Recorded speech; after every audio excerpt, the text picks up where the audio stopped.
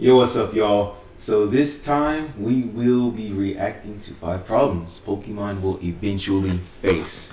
Should actually move some stuff around so I can get my mic a little closer. And you know we come with food all the time. Got biscuits and chicken. But I don't really feel like showing chicken. Here we go.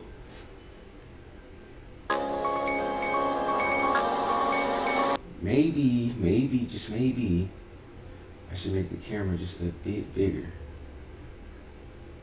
Like, how would you say to me? I think that's good. I hope.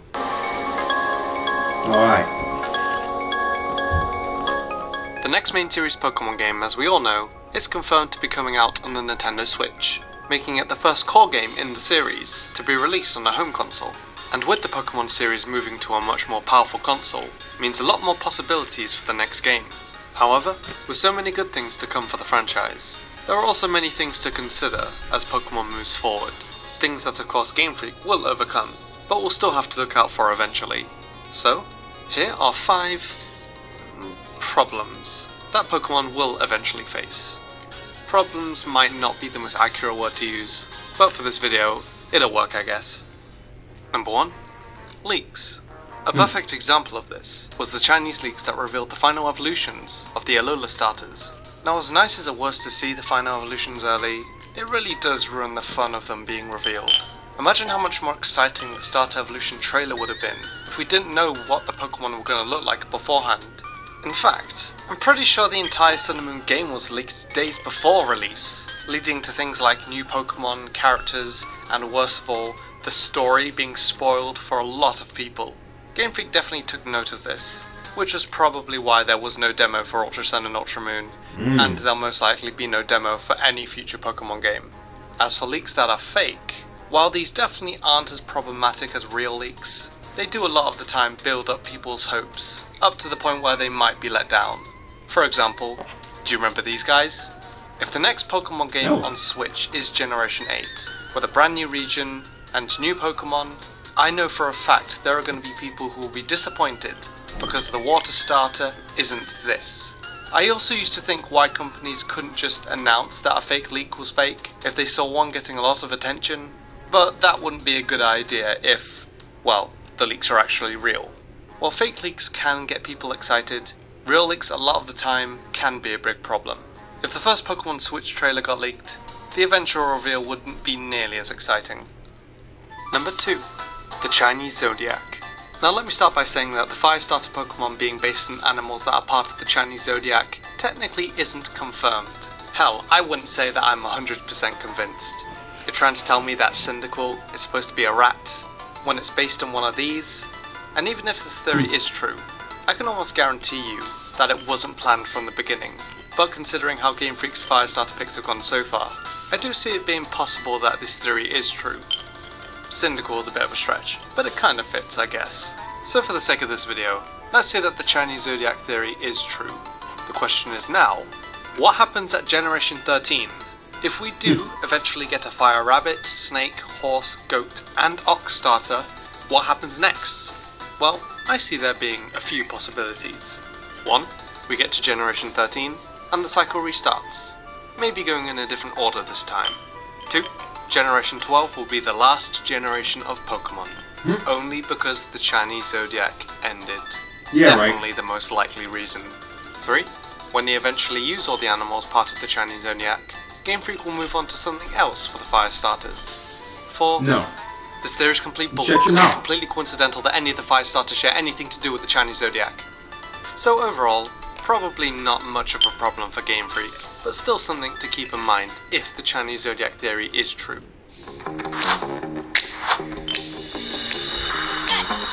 Goodbye.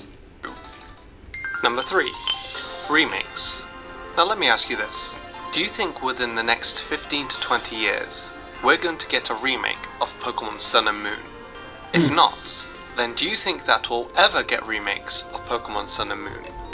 If your answer is still no, then tell me, when do you think Game Freak will stop making main series game remakes? After they make Diamond and Pearl remakes? After they make Black and White remakes? Maybe ORAS was the last remake. As long as Pokemon continues, remakes are always going to be up in the air. If Diamond and Pearl remakes finally happen, eventually people will wonder if Black and White will get remade, and the cycle will probably continue. So, how could remakes be problematic in any way? Well, apart from the fanbase always expecting them, because of the changes that have been made over the years to Pokemon, and in some cases video games in general, remakes are most likely going to be a bit more difficult than they used to be. A great example of this is when remaking Gold and Silver, Game Freak had to change the Game Corner to keep the E rating for the game, since the Game Corner technically counted as gambling. This is why the Gen 1 and 2 games that were released on the eShop have the 12 rating. Even worse, Omega Ruby and Alpha Sapphire didn't even have anything to replace Ruby and Sapphire's Game Corner, and when Diamond and Pearl remakes eventually happen, you can bet there are going to be some changes made. Sun and Moon made an effort to ditch HMs, however in Diamond, Pearl and Platinum, HMs were a pretty big part, and since the gaps between a main series Pokemon game and its remakes continues to be longer, who knows what stuff Game Freak might have to change, as well as additional things to take into account as the years go on. Number 4. Pokemon Professors.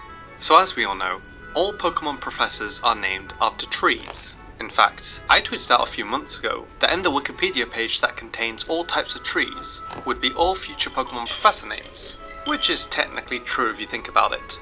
However, if Game Freak continues to create new generations to keep the franchise alive for as long as they can, with every new generation introducing a brand new Pokemon Professor, there's one problem they're going to run into. Eventually, Game Freak will run out of trees. I mean, think about it. They've already gone through 7 different tree names so far. In fact, more than 7 if you count some of the other games. It won't be long until the only trees left for Game Freak to use will be the ones with the stupid names. Like Professor Shagbug, and Professor Sausage, Professor Monkey Puzzle, Professor Cannonball, Professor Green Ash, Professor Blue Ash, Professor White Willow, Professor Black Oak, Professor Yellow Birch. Every tree one by one until there aren't any trees left to use. So, what are they going to do? Are they eventually going to start naming professors after plants? No, they can't do that. Nope. Pokemon professors must be named after trees, and there's only one way for Game Freak to carry on this tradition for as long as they can. We need more trees. Preferably ones that sound sensible. More trees, at least until Game Freak stop making generations or, the world ends. Either way, the more trees we have, the longer the franchise can survive without stupid sounding professor names. Oh, and Game Freak, if you're by any chance watching this, there is a tree known as the Dragon Blood Tree. Oh! Just a suggestion. And the final thing that we're going to be talking about, the thing that Pokemon will inevitably face in the future, Bro, trying to go back to the Pokemon manga. is not meeting everyone's expectations. With every main series game that comes out, what are people's hopes? They want Pokemon following you, they want a battle frontier, they want multiple regions. Do I want these things in the next main series game? Absolutely. However, once we get these features, if they aren't in the next Pokemon game as well, people are going to be disappointed. One of the things that let down people with ORAS was because there was no character customization. They could have easily brought it back, but they chose not to, saying it was something exclusive to Kalos at the time. Of course, this feature did come back in the 7th gen games. However, if character customization doesn't come back for the Pokemon Switch game, that to a lot of people is going to be a disappointment. That's also going to be the case if other wanted mechanics come back to the Switch game and don't return for the next game. On top of this, with the next main series game being the first coming to a home console, it makes for more possibilities like better graphics, a bigger region, with the game being on a much more powerful console. So it's possible that if the main series were to go back to handheld, these games wouldn't be capable of some of the things like graphics and region size that the home console games were able to do. Now of course, this wasn't really the case for other home console Pokemon games, like the Stadium series, XD Gale of Darkness, Battle Revolution. However, there's a difference here. Those home console games weren't main series games. This new home console Pokemon title on the Switch is a main series game. The Switch is also capable of a lot more things than handheld consoles are, and even previous home consoles, meaning more possible features for the Pokemon Switch game. Although, if Nintendo did choose to make another handheld console in the future, it would most likely be capable of a lot more things. Now, if you completely disagree with me on this part of the video, I understand. Heart Gold and Soul Silver, for example, had Pokemon following you, and the next main series games didn't. Although, I can't be the only one that was a bit let down by Black and Whites for not having Pokemon following you.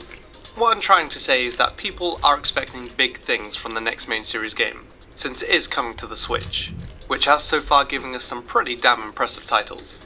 These games can either set the bars for future main series games extremely high, or let some people down, by not including a specific feature that they wanted. Either way, I'm still looking forward to whatever Game Freak has in store for us. Although one thing I will say is that if we don't get a Professor Dragonblood soon, I will be a bit disappointed. So, I hope you enjoyed this discussion type video. I've wanted to talk a bit about Pokemon Professor names and the Chinese Zodiac for a while, and I figured that this topic suited them. Please leave a like if you enjoyed, subscribe for more Pokemon videos in the future, and until next time, thanks so much for watching.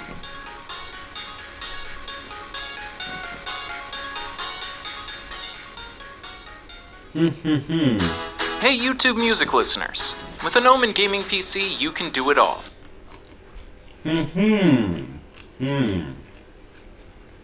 Well, clearly I was eating most of the time. Thank you for showing up. The last point was the most important. Letting some people down. You can't fix and help everyone. So, just try to get it right. Sword and Shield did good, but it could have did great. And obviously Scarlet's out now, and that game's a buggy mess, but it's still a good game. People love it all day, all night. So, with that being said, they're still doing it, and people are still loving it. But those are the 5 problems that Pokemon might face in the near future. Thank you, and goodbye.